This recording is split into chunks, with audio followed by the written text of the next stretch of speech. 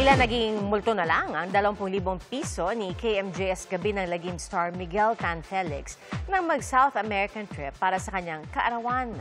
Ang kwento ni Miguel, napasobra ang bayad niya sa isang kainan sa Brazil. At imbis na 2,000 piso, 20,000 piso ang kanyang naibigay. At nang mapagtanto, binalikan niya ang kainan at kinausap ang may-ari.